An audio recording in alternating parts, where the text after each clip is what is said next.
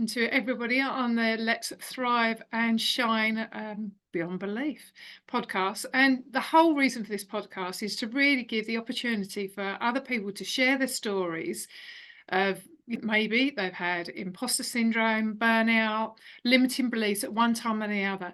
But it enables the listeners to realise that there is another way, that there is hope, and you don't have to stay stuck in the situation you are in. And there can be lots of tools and strategies, tips, guidance, and how you need to achieve this. And there's not a one size fits all, because we are all different after all.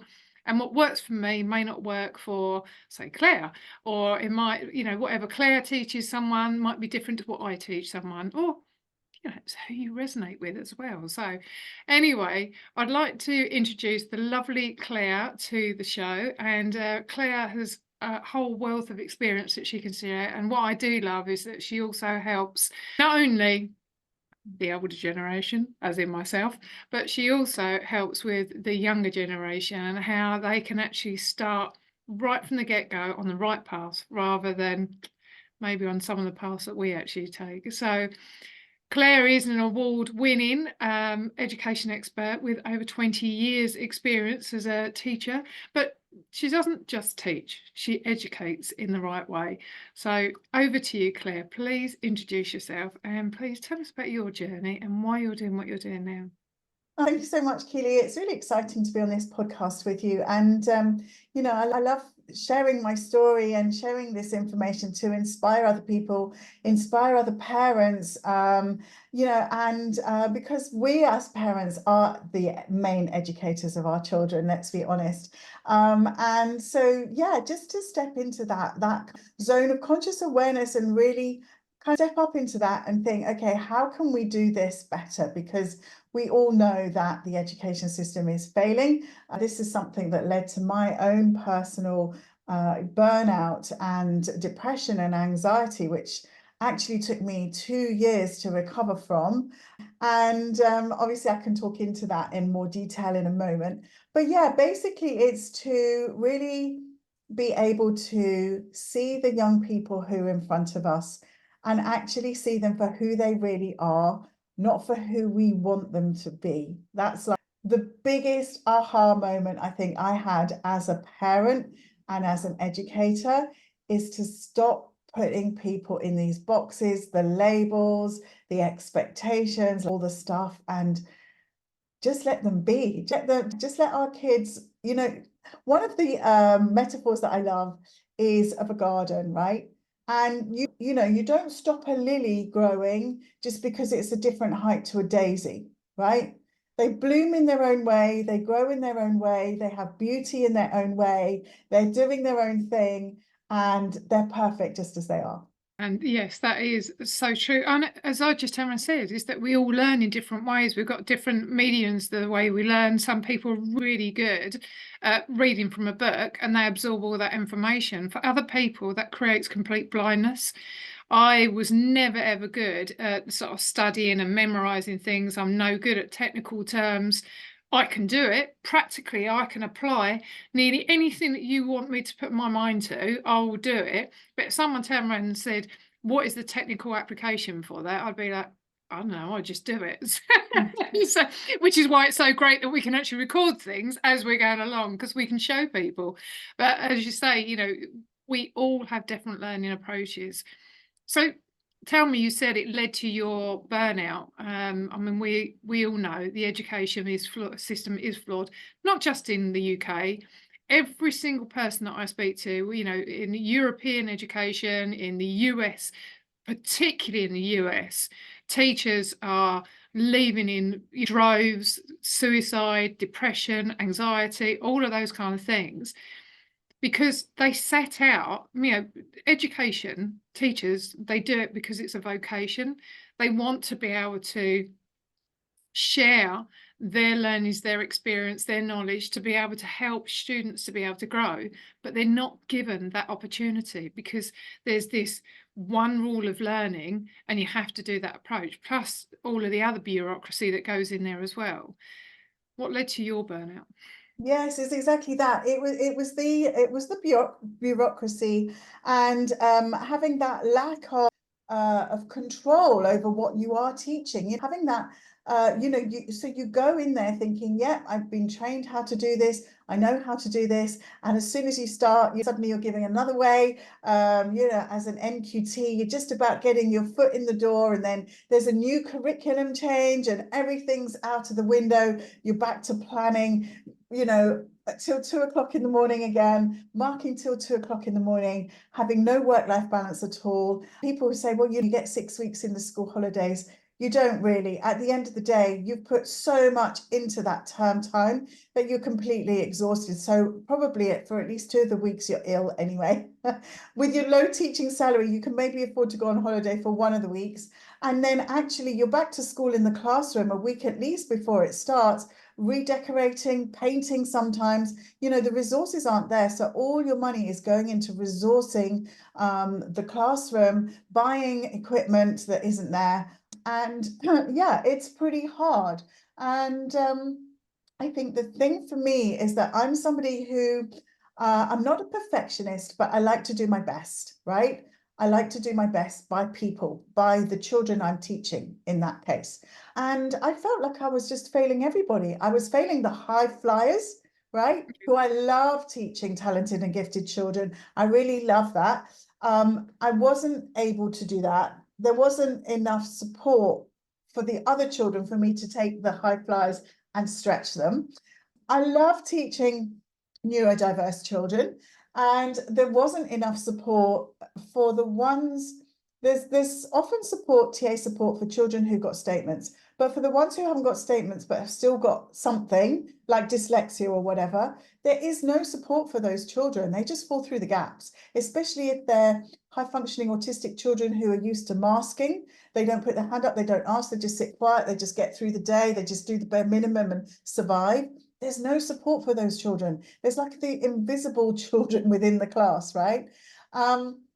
So you're failing those. You're failing the children with diverse needs. You're failing the talented and gifted, and you're teaching to the middle. And that's how you're taught to teach, obviously, to the kind of majority. It's not good enough. It's not good enough. And at one point, I was in charge of 60 children. I had mixed year 5, 6 children, 2 classes because the deputy head had gone off sick with an illness and had had a heart attack at work for the second time. My long-standing TA had also had a year off with work-related stress. So it shows you the kind of environment that I was in. And I just got to a stage where I just couldn't go in there anymore, just could not do it. I drove to work one day and the car just drove into a lay-by and stopped. And I was like, well, what's going on? I need to get to work, right? It was like there was this force saying, you're not going in there anymore. And I just started shaking and breathing rapidly and panicking and sweating, crying. And eventually I rang the head and I said, I don't know what on earth's going on, but I'm sitting here in a lay-by and I can't come to work. And she said, you're having a panic attack. You need to go to the doctors.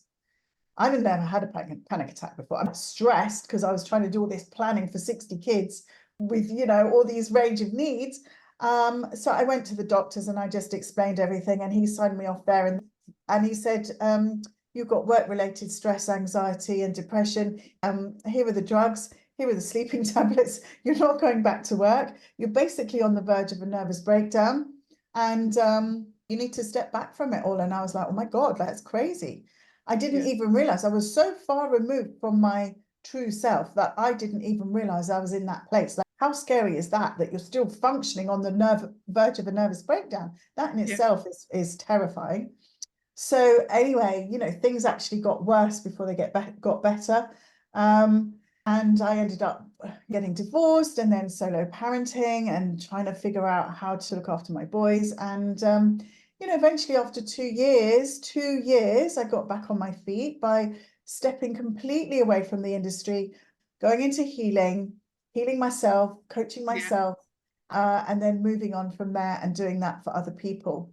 And it was only really in 2020 during lockdown when, again, I got a nudge from the universe that said, like, Claire, you have to stick your stake in the sand now and tell people that you're actually a brilliant educator. Don't let this experience knock you back, right? And I'm like, oh no, I had so much resistance, Keely. I'm like, I don't want to go down that route again. I'm scared. I still have PTSD going into schools. People say to me, take your courses into schools, they're amazing. I'm like, no, I'm not Mm, going into schools, they're toxic. I'm not mm, going back there, right? And so eventually, a lot of resistance, eventually overcame the resistance. I'm a teacher, I can help you. And now I'm like, yeah, I'm an expert educator. We've got this. I understand the dynamics. I know how to get amazing results. I know how to support parents to educate their children. I know what works for me. We can tap into the whole creativity. And so now I love it because it's on my terms and I get incredible results for young people and teenagers and young adults, really by honing in and tapping in to their true essence. So they're really seen, heard, and validated, and then going from there as a springboard. And in the education system, of course, there is no space or time for that. no, and it's just so fantastic to hear. And I think, one of the key messages that are, there's so many to be quite honest, but one of the biggest things is this whole thing around many people do not know they're entering into burnout until they enter it.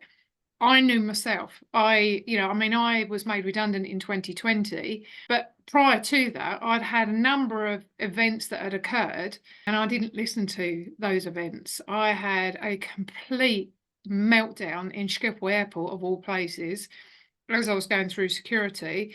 I literally collapsed in there and I just started sobbing and sobbing and sobbing and sobbing, and I couldn't stop it. And it wasn't until the security that took me through to, their equivalent of their medical centre. First aid, yeah.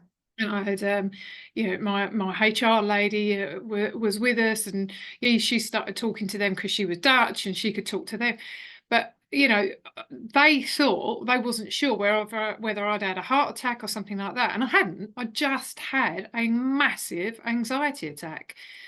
And until I calmed down, they wasn't prepared to let me fly. But I didn't listen to that. I'd already had something happen previous to that, way back when. But it's like, is these little minor episodes that you're not checking in with yourself. The neck aches, the brain fog, the arm aches, people getting gut health issues, IBS, all of those rashes. Yes. There's so many things, and there's small things, but people see them all in isolation, but not when you start putting them together. You're heading towards burnout. And there is a difference between stress and burnout. Stress, sometimes it can be good stress. Stress is good sometimes, I mean, if you take, for instance, if there's an accident or something like that, you need that quick response to be able to respond to that situation. When you're using the stress to, like an adrenaline rush, when you're trying to achieve, I don't know, doing a race or something like that, whatever it is, they're good stresses. But then you've got the other stress, as you turn around and say, where it's pressure that you put on yourself, where you're driving yourself to a level that you just can't cope with. And you're then pushing yourself more into anxiety, and it go on and on and on. And sleep doesn't help with burnout. It will do when you're in that state. But what I'm saying is that people think, oh, you're just going to have a couple of days rest, going to take a holiday for a week and all those guys. That's not It going to doesn't work. overcome it, because you're not No, getting to the root cause of what the actual problem is no. and what's driving that. So And please, teachers are putting the teachers as well. I saw last summer on Twitter, they were putting pictures on Twitter of them taking a break in a caravan in the countryside. But actually inside the door, there's piles and piles of marking like this. yeah, Piles and piles of marking they're yeah, taken with them on their holiday, right? holiday, yeah, So yeah, yeah, yeah. it And it's doesn't that, go away. it's the same, when you get sort of leaders and executives, they go on holiday. What have they got? How many of them do you see on their mobile phones or on their laptop, or they get up at 6 o'clock in the morning so they can quickly do some work, or they do it at the end of the day when somebody else has gone to bed? That's not a bloody holiday. You're still working. That idea that you have to be on a mobile phone whilst you're on holiday is wrong on so many levels. And I mean, I have to say, one of the things I love about the French is that they turn around and say, between these hours and these hours, if you send an email outside those hours, then you can actually get done for it. Because people are feeling so much pressure about having to respond to an email that someone has sent, And just like, you shouldn't have to be in that mindset. Before we had mobile phones and technology, you couldn't do that. It's like you went home. Yeah, yeah, It's yeah. not It was possible just anymore. exciting if you got a fax and then you're like, oh, how do I send the response back? Or a pager. It's like, oh, I've got a message on a pager. It's quite exciting when it did actually happen. But Yeah. now it's that constant need. It's like roll out of bed, mobile phone in hand, always on fire. And it is, because the second you've got your mobile phone in your hand, then you're already in a state of anxiety because you've seen a message you don't like, an email you don't like, a Facebook response, a social media, all of those kind of things, those and it's just like, Well, stop. yes, exactly. This is something that, that I teach, families. And one of the things that I talk about is modeling the behavior we want to see. And if we want our young people to get off the devices more, which is a common thing that I hear, the gaming and up all hours and all of that. Well, actually, we need to be off our devices more as adults. And, a funny story, my son, he really called me out on this because I was like, Oscar, you're always gaming in your room, and then you come down and you're playing something on the television, and then you're on your phone on Snapchat, and then you're on your computer doing an essay, and then you're back gaming again. Like, you've always got your head on a screen. And he was like, right, mum, he's like, right, let's grab your phone, let's have a look at the stats, right, let's see who spends more time on their phone. And of course it was me. Yeah. And I'm like, well, I'm running an online business from my phone, so it's not an excuse, right? If he sees me on my phone, then he might as well go on his device doing something, Mm, right? yeah. So we really do need to check in with ourselves. And if we're saying to our young people, have a healthy diet, well, we can't sit there with a glass of wine in the evening and a packet of popcorn or whatever, Mm, right? We no. have to model the behavior. We have to step up as educators and parents and really think about what it is we're asking young people to do, and actually ask, right, Yeah. are we prepared to do that ourselves? So I love that you brought that up, because that's one of the main key things that I hear a lot. Yeah, well, that was the first. I always say to my clients is that they say I haven't got time for doing thing, or I get stressed out, and I say, can I ask you a question? Or I can't sleep properly at night, so I say to them, can I ask you, what's the first thing you do when your alarm goes off in the morning? And invariably, they reach their phone, haven't even got out of bed, and they're already reaching for their phone. They're scrolling their emails, scrolling the social media, and I said, are you aware the level of anxiety that puts you in before you've even got out of bed? Because straight away you're reading something that's maybe frustrated you or irritated you or annoyed you or something like that. Yeah, Don't do it. no, Go and have a shower, get ready, go downstairs, get your drink, whatever it is that you do. You don't touch your phone until you switch it on for work, if it's for a purpose. yes, Turn off your notifications. You don't have it so it's going back, and yes, itself drives me nuts. So my phone's on silent the whole time. The only reason I use it is because of video recording. Because like you, I know you and I do a lot of like content, but other than that, it's just like no. Check in with yes, yourself, and before you go to bed, an hour before you go to bed, switch it off. I mean, how many families are sitting there watching TV, which drives me nuts, watching TV, but they're not watching TV because they're on the phones at the same time. yes, yes. It's just like, I mean, we have a rule to have phones at the table when we're eating, and we charge our phones downstairs. We don't have phones in mm, bedrooms. That's yeah, it. yeah, So to get your phone, you have to get up. okay, yeah. Which is Right. a good thing in itself because it gets you out of bed. Yes. It's just So, like, but charging phones downstairs has made a massive difference, I've got to yeah, say. And it was hard. It was hard for us as adults as mm, well, you know. yeah, The kids are actually much better. The kids who've grown up with mobile devices, my sons are much better than me. They're much less addicted to the phone than I am, because for them, it's not a novelty. We're like, you can do what on your phone? Oh, what's this new thing? They're like, yeah, nah. I couldn't believe it when I had a conversation about social media usage and body image and how social media is affecting teenagers. And during lockdown, I was talking to a lot of them because it was really interesting, because of course, nobody was going anywhere. So you couldn't have this whole Instagram picture perfect. Hey, look at me. You're like, Yeah. well, that's a lie because you're not allowed to go there. So you can't Yeah, and if post you are, that, right? You so, can't post that. So, and actually, a lot of them said we don't miss it. Like we're not even on Instagram that much yeah, anymore. We're more in WhatsApp groups or on Snapchat. And there's this other thing that they use where they have to just do a check-in and take a photo of how they are in that moment. And so it's quite nice because then it's quite natural. It's like, oh yeah, I'm just waiting at the bus stop, I'm not here in my crop top and all the things, right? yeah, So there was a kind of a reality check actually for teenagers during lockdown in a positive way. And I think as business owners, we are more caught up in the hype than some young people are, to be honest, with yeah. how we should look and what we should say and what you should do and what your reels need to be and all of that. A lot of young people, especially with TikTok, where they're just in their hoodies and that, like there's it's definitely changing. It's Yeah, definitely changing. yeah. For young people, I think it's better than it was prior to Mm, the pandemic, actually. mm.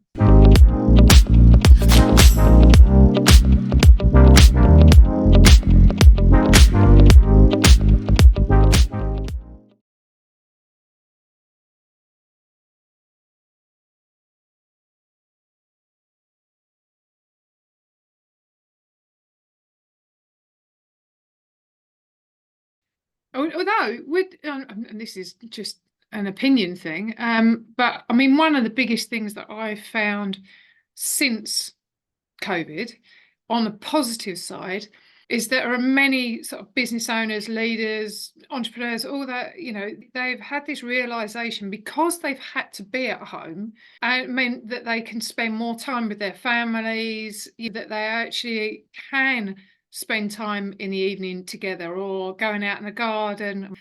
And one of the beauties of the COVID period is that the weather was the best it's been in like forever, I think. So Mhm. it's like the entire summer. But it's meant people realise that when they do go to work, they need to do something that they love rather than just making do. So there's a lot of people that have really thought with their feet and said, I'm not putting up with this anymore. I'm not putting up with this environment. I'm going to change direction. And Mm. there's so many entrepreneurs that have come out of the woodwork and people that have gone, I don't want to be in this company, and they've gone to somewhere else. They've really discovered what it is that they love rather than making do. So, Yes. out of a bad situation these are some of the positives that have come from that situation. So, Mm. which is good. So, Definitely, definitely. And I mean, I think that that's important, isn't it? To, again, about modeling that to children and say, well, you are allowed to change your mind. You are allowed to not have it all figured out. And showing that vulnerability and going, look, I remember saying to my eldest son when we had a difficult patch when he was 16, I said, look, Alex, give me a break. I've never parented a 16-year-old before. Right, you're my first 16-year-old I've ever parented. I'm going to get it wrong, right? It's showing that and say, well, look, I was doing this job and yes, it was earning the money, but I wasn't happy. And so I'm going to sit down, I'm going to figure it out, I'm going to get a coach, I'm going to go in a new direction. And that's so empowering to show children and teenagers that you can do that. It doesn't matter. You don't have to have figured it out by the time you take your GCSEs. You don't have to figure it out by the time you take your A-levels. You don't have to figure it out by the time you do your first degree if that's what you want to do, right? Because you might be doing that for all the wrong reasons. You might go and do that degree and then think, oh, do you know what? I didn't even know what it was about when I signed up and it's so boring. That's 3 years of my life I can't get back, right? But you've learned from that and it's okay to change your mind and go in a different direction. And I think that that is really powerful, that power of reinvention, that power of questioning and tapping in and going, is this in alignment with who I truly am? Is this in alignment with something that really makes me happy? These are the kinds of gifts and messages that we need to give our young people. And I created a course in light of the pandemic called Discover Your Path yeah, for teenagers, yeah, precisely for this reason, to say you don't just have to go down these routes that are kind of like set in stone for you by society, by the school, and by your parents, perhaps. There are other ways. There are entrepreneurial routes, internship routes, all sorts of different things you can do now, combinations of things, a year out, traveling, voluntary schemes, all sorts of stuff.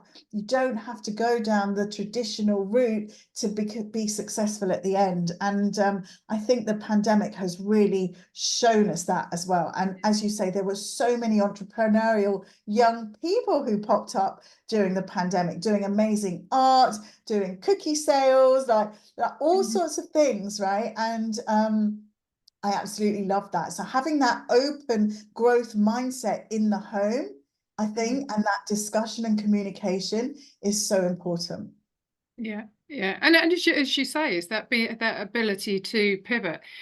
Most of the people that I actually work with, and I know even with myself, they fall into a career rather than have a vocation. There are very few that say, I want to be a doctor, I want to be a lawyer, I want to be a teacher, I want to be a footballer. And sometimes those that actually do have an idea of what they want, they've had that metaphorically beaten out of them because they said, oh, you can't do that because you're not going to earn enough money. Can't do that because you're not going to be successful. You can't be a hairdresser, you can't be an actress, you can't do this. It's all those things because society says this is what you should be doing, as opposed to you could be doing that. Well, what's to say that they're not going to be massively successful in it? But don't prevent someone from doing that. But I mean, with myself, I come out of school. I wanted to be a fighter pilot, not because I wanted to kill people, but I just loved flying and I always wanted to be in a tornado. But unfortunately, women weren't allowed to do that. So it wasn't until I was 26, I was too old then. But the thing is because that you come out of school and you're like, well, I don't know what it is at once. So how do you know what you want to do if you don't know what's out there to do it? So Yes, exactly. and I mean, I was lucky. I fell into a career that I was very good at. It always was, business improvement, project management, you know, um, program delivery, anything that was associated to helping an organization change the way they did things. I had that mindset, but it wasn't truly what I loved. And it took me until 2020 to have the redundancy, to have the fallout, have all of the, the burnout, to actually go on a journey of discovery to say, well, what is it that I truly love? And as you say, connecting with your true purpose and aligning to that and going on that discovery of what really aligns to what you truly love. And it doesn't matter whether it's 16 years old or 70 years old.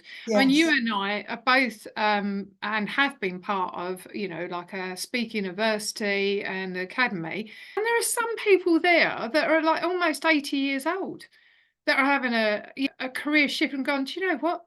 I want to be just retired. I want to do something yes, that's going to help change the world. And I just think that is just amazing because it just goes to show it doesn't matter whether you're 16 or 84. All that's the right. whilst your brain is functioning and you can move and do things anytime, you That's can right. pivot, you can shift, you can change, you can do amazing things. So That's don't right. It's limit just everybody's on their own timeline. Time is just it. this like weird man-made concept. But actually, we like I said at the start, everybody blossoms at their own time, right?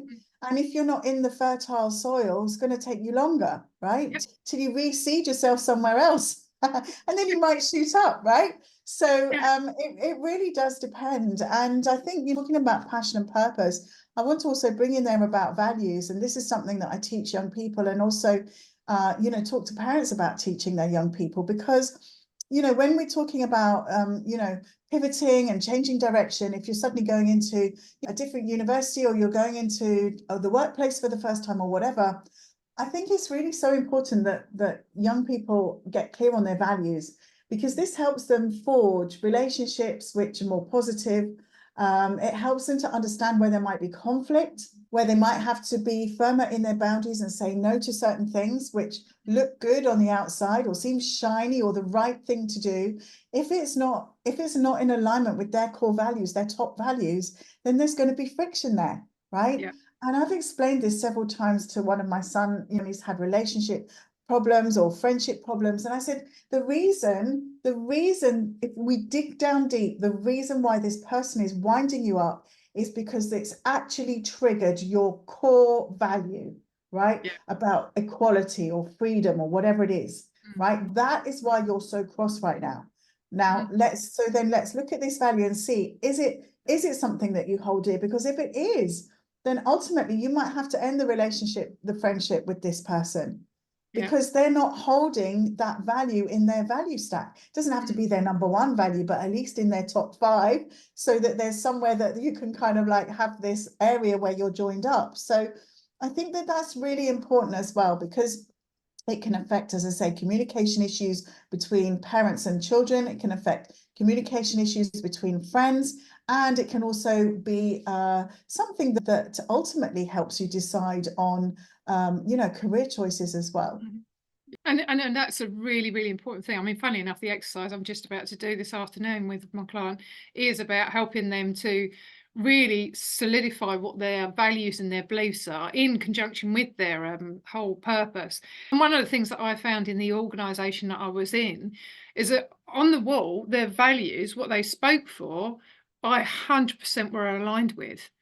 The problem was there were many of the individuals, particularly in the senior roles, that wasn't walking the talk. They weren't Right. following those. And that really hurt my boundaries, really Yeah. hurt me, because they were stepping in outside of my values and my beliefs. And because it really affected me, it had a detrimental effect on my health as Yeah. well. Makes. It does, Yeah. because you're going against, it's like two magnifying, not magnifying glass, what is it called? Magnets. Magnets, thank you. That was the one. But you're basically going on against each other, and you're Opposites. pushing yourself away, aren't you? So Yes. it's Exactly. and it's so That, damaging to actually, health. that was the same in teaching. When you look at these mottos and things that schools put up about, freedom for everyone, whatever, compassion and that. But actually, are they doing it? No, they're teaching their staff terribly. I used to have to go in sick because I had to be off sick to look after my children when they were sick. And then I used to catch their bug, but I couldn't take any more time off sick. So I had to go in sick, and they don't look after it. It's not compassionate. It's not creative. It's Mhm. not nurturing. It's No, not I all know. this BS that they're putting up Yeah, on the walls in the yeah, school. It no, really isn't. And I think that ultimately, reflecting on it with you now, that was probably the biggest cause mm, of my depression and anxiety, was that contra sort of indication, that going against my core values of mm, what I felt I was bringing to the table as a teacher, and what I yeah, bring to the classroom now as a teacher, which of course is not going against my core values. It's feeding them, it's thriving them, it's allowing me to talk about them in such a way that aligns with parents who also have those values and want those things for their children too. So it's very powerful to have that kind of conversation around your family dynamics, around what it is that you want for your kids and your teens, and around how you operate as a family as well. Homeschooling families, well, what are your values as a family? Why have you chosen that path? Right. And if it's freedom, then don't tie your child down to a 9 to 3 routine. You might as well send them to school. yeah. Right. You might as well do it. Yeah, yeah. Yeah. That having that flexibility there is Right. okay.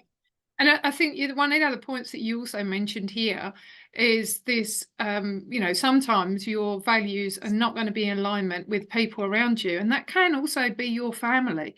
You can be fundamentally, in terms of values and beliefs, diametrically opposed. And the important thing there is learning how to set the boundary with that individual. Is Right. like, at this moment in time, I can't allow you in my space Right. because, and you don't even need to justify it, but the point is that you need to be mindful of that, but also be able to know when you can let somebody in and manage that. It's more difficult when it is family, but it does also mean that sometimes with friends that you need to take a very, very strong step back and go, are they serving me? Is this being Right. helpful to me? Or if it's someone that I still love, but I need to find a way to put a boundary in Yeah. place to say I can't be with you right now. So, This is uh, why things like Christmas can be so difficult, because you have, extra family round that you wouldn't necessarily have. And so you've got all these different opinions and all these different values and everything thrown into the mix. And you're absolutely right. This is where self-care becomes paramount. And so if you're with somebody literally who just winds you up and is triggering you, you've got to work on that for yourself anyway, because you need to respond, not react. And so, can journal into that. You think, okay, why am I being so triggered? But alternatively, you also, in the moment, you can just choose to stay silent, not to take part in the argument. Don't need to put fuel in the fire. Yeah. And you can also do things like, I'm just going out for a quick walk, or I'm just popping out to get some more Baileys, whatever it is, right? Yeah. Any Yeah. excuse. I don't smoke, but I'm going out to buy some fags. Yeah, exactly. Yeah, I don't drink, but I'm going out to get you some Baileys. But whatever it is, like, you take yourself out of the environment, right? Take yourself away so that you don't get caught up in the energy of this other person and their values and their beliefs and their BS, which isn't your stuff, right? So energetically, you protect yourself, physically, you remove yourself, and mentally and emotionally, you choose that you're going to not react and you will respond, and that's it. Yeah. I love that. It's one of the biggest things I teach is that whole thing, the difference between learning to react and respond. And I say it's like putting your emotional monkey back into space and being able to just take a step back, stop, breathe. Right, okay, how can I respond to this in a much better way? So you're going from a space of control rather than being out of control. Because quite often, someone can trigger you and, you blurt out something and you're saying something that's not congruent to you either. You can be hurtful or say something nasty or unkind, and then you then can't take it back, because that's why it's so important to have that moment of just to stop and breathe and okay. Yeah. And again, this is about modeling that behavior to our kids and teens, right? Whether they're a 2-year-old having a meltdown or whether they're a 12-year-old having a meltdown, they still have meltdowns all throughout. And I've had meltdowns as a parent. I've been tearing my hair out and screaming and slamming the doors and being all dramatic. And it's like, dude, this is not serving anybody, right? Like, just take a step back, look at your behavior and go, okay, all right, so I was out of control. So this is what I need to learn for myself to get back into control. And then I am in a place, a quiet, a calmer space to be able to teach that to my children when they're not in that hyped up state. So that then you practice it before you need it, right? You can't suddenly be in the middle of some raging row and then be like, oh, you need to take a step back, right? You just get punched in the face, right? You need to practice this before you need it. But, it does take a degree of honesty as a parent. I would say that my children have been my biggest teachers, and this is why I love teaching. I am the humble student, right? I'm delivering the lessons, but actually every day that I'm with these young people, I'm the humble student. I'm so grateful to be in that learning space with these young people with incredible minds who just see things from different perspectives. And you're like, wow, yeah, let's run with that idea. I would never have even thought of that. I love it, And so that's the thing. It is that vulnerability, that honesty, that really, they really hold up that mirror to you. If you think you're an amazing person, my gosh, have children and then you'll really see what you're really like. It is that I am human after all. We are And we human. make mistakes along the way. I love my son to the end of the world. My son now is like 32 years old. I've got a beautiful grandson, but he can trigger me like a litmus paper. And as I'm going, why am I even doing this? It's just like, Right. and I know why it happens, but I just have to go, look, don't respond to it, Keely, because all it's going to do is trigger you and you're just going to get more and more antsy. So I've just got to go, right, I'm going to just step away. Right. And I'm going to move away from the situation because I don't want to have a row with him. I love him to the end of the world, but it's just that he knows. It's almost They like know what to do. They do. They and know we what got to her. do. We just pulled her in again. Yeah. And this is where the learning happens, right? The universe will keep delivering the lessons until we learn from them. And so this is another thing, that I teach young people and parents, like, it's okay to not get it right. It's okay, because there'll be plenty of opportunities for you to try again, right? For you to try a different response, for you to try a different reaction, for you to try a different approach. There'll be plenty of opportunities, right? The universe will send them round again and again until we get it. So you don't have to beat yourself up from it. If it's not your time to learn that lesson, it's not your time. It's okay. The lesson will come.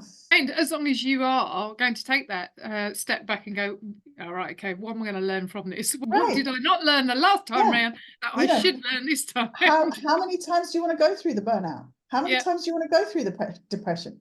How many times do you want to go through the anxiety, right? I mean, I've completely changed, my morning routine and everything now, at a certain age, different things going on. I can't take as much stuff in my head. My capacity before I feel overwhelmed has actually got less, right? I don't know if it's a physiological thing or a hormonal thing or what, but it has, and I'm aware of this, and I'm like, oh, okay. I think it is a natural thing that ultimately we're supposed to be slowing down a little bit now as mums, right? We've done the 20 years of parenting and having the minuscule lists in our heads for every single minute of every single day for the 24/7 for the last 20 years. Right, it's not surprising that my poor brain can't cope with quite so much. So I just have to honor that. I'm not going to fight it. I'm just going to honor that and say, well, maybe I'm not building my business as quickly as somebody in their 30s right now. That's okay. Like, who cares? Yeah.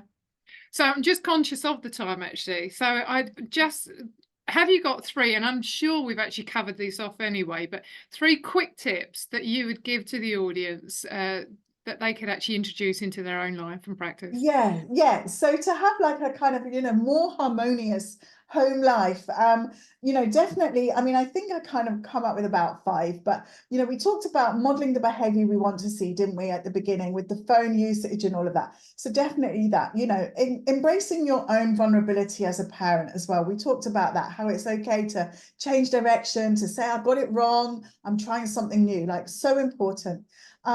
Simple practices and routines for that self-care. Like I just said at the end here, my brain it's like different than it used to be. And I need to acknowledge that and have some time out, have some time away, also those boundaries that we talked about, Christmas time, like when to say, no, I'm not doing this. This isn't in alignment with me and my values. Okay. And then what we didn't talk much about, but which I think I would just love to add at the end here, is really tuning into our inner voice, right? For that direction, for that compass, whether it is for the values, whether it is for the direction that you want to go in life, whatever it is, for learning how to respond, not react, all these things we've talked about, ultimately, it comes from our intuitive self.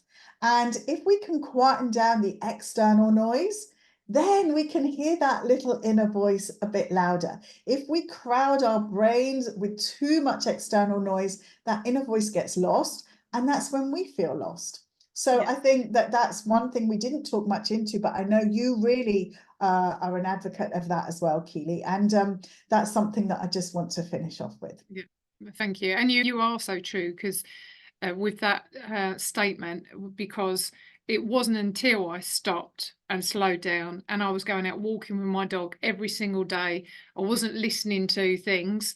I was just walking around and being present and seeing what was around me. The noise in my head stopped playing over, and I started getting calmer, and I got more in tune with myself, which is where I managed to find myself. So it is a wonderful gift. Take that time out to stop. Yeah.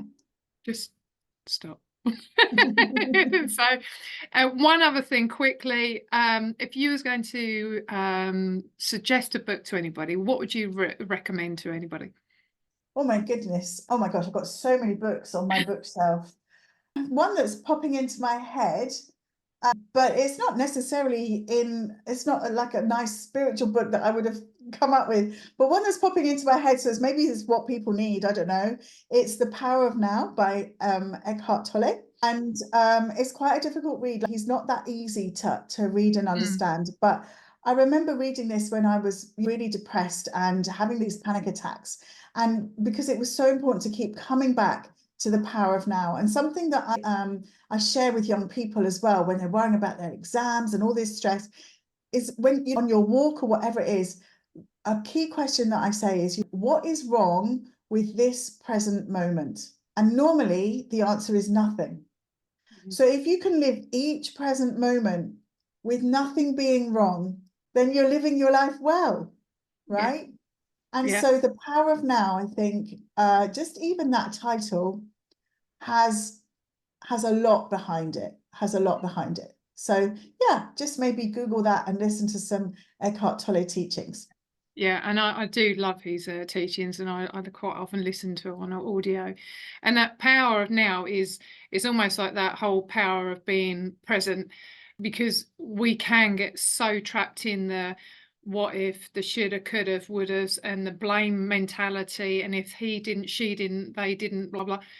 There's no point. It's history. It's gone. It's past. You can't do anything about it. You can learn from the experience, but the important thing is that when you're actually being present in the now, you find there's so much left that you don't need to worry about, and it's not necessary to worry about. So, anyway, Claire, I will be sharing with everybody your social media links, and I know you said that you've got some assets that you'd be able to share as well. That will be within the link as well, won't it? Free assets.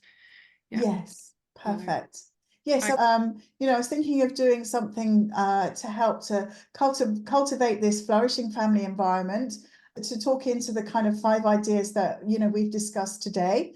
But if anybody needs anything in particular for their young person, young adult, teen, then please do get in touch, hop into my DMs. More than happy to have a chat about that, and see how I can support. Right. Okay, then. Thank you. And again, everybody from Let's Thrive and Shine Beyond Belief that are listening in, remember, this is an opportunity for you to see that there is another way, and there will be different tips, advice, and strategies that you'll hear from all of the different speakers that come on the show.